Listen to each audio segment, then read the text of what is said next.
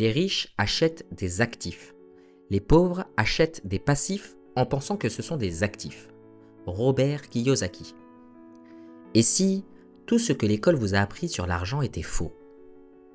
Et si le vrai piège n'était pas de manquer d'argent, mais de courir toute votre vie après un salaire sans jamais sortir de la roue du hamster? Publié en 1997, Rich Dad Poor Dad est devenu un phénomène mondial. Plus de 40 millions d'exemplaires vendus, traduits en 50 langues et lus dans plus de 100 pays. Robert Kiyosaki raconte son enfance à Hawaï, partagée entre deux figures paternelles. Son père biologique, professeur instruit mais toujours à court d'argent, le père pauvre, et le père de son meilleur ami, entrepreneur autodidacte, Prosper, le père riche. Deux visions du monde, deux philosophies. Et une leçon universelle, l'éducation financière change une vie. Actif versus passif. C'est la phrase culte du livre. Les riches achètent des actifs, les pauvres et la classe moyenne achètent des passifs qu'ils pensent être des actifs. Un actif, c'est quelque chose qui met de l'argent dans ta poche. Un passif, c'est quelque chose qui en sort. Exemple avec une résidence principale. La plupart la voient comme un actif, mais si elle ne génère pas de revenus, qu'elle coûte des impôts et de l'entretien, c'est un passif déguisé. Imagine ton argent comme une armée. Chaque euro investi dans un actif devient un soldat qui travaille pour toi. Alors que chaque euro englouti dans un passif, c'est un soldat qui déserte.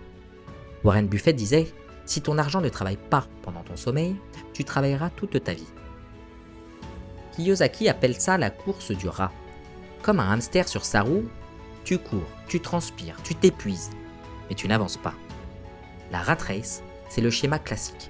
Étudier dur pour avoir un bon diplôme, trouver un emploi bien payé, acheter une maison, une voiture, travailler encore pour payer les dettes.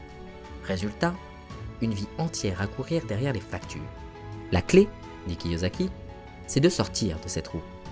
Pas en travaillant plus dur, mais en travaillant plus intelligemment, en construisant des revenus passifs qui brisent la dépendance au salaire.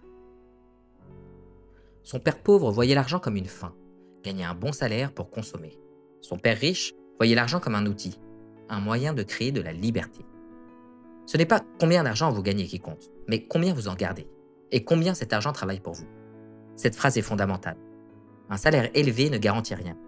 Ce qui compte, c'est de transformer ce revenu en actif, en entreprise, en immobilier, en investissement, qui génère du cash flow. L'argent, dans ce sens, devient une machine à acheter ton temps. Pourquoi la plupart restent coincés dans la rat race? Parce que l'école ne nous enseigne pas l'argent. À l'école, on apprend à être de bons employés, pas de bons investisseurs. On nous enseigne à éviter l'échec, pas à le transformer en expérience. Kiyosaki raconte qu'il a appris plus en observant son père riche négocier, investir, se tromper parfois, qu'en suivant les cours académiques de son père pauvre. L'éducation financière est un chemin qui ne s'arrête jamais. Lire, se former, tester, entreprendre. Ton meilleur actif, c'est toi. Aujourd'hui, le message de Kiyosaki résonne plus fort que jamais. Que ce soit avec la crypto, le stacking, le yield farming, ou même posséder une part du protocole, ce sont les nouveaux actifs. Mais attention, comme toujours, il faut distinguer promesses et vraies valeurs. Immobilier, ça reste un pilier, avec l'effet de levier du crédit et le cash flow des loyers. Entrepreneuriat digital, lancer un SaaS, une formation, une chaîne YouTube, autant de nouveaux actifs. Personal branding, dans l'économie numérique, ta réputation et ton audience sont devenus des actifs qui créent de vraies opportunités. Le principe reste le même. Ne cours pas seulement après un salaire. Construis des sources de revenus qui travaillent pour toi. Bien sûr, le livre est assez critique. Certains disent que la distinction actif-passif est simpliste. D'autres rappellent qu'il ne donne pas de méthode précise pour investir. Et certains vont jusqu'à douter de l'existence réelle du père riche. Mais peu importe, car l'impact est là. Il a ouvert les yeux de millions de personnes. Il a planté une graine. Et cette graine, c'est l'idée que tu peux réécrire ta relation à l'argent. Alors que retenir? Les riches achètent des actifs, pas des passifs.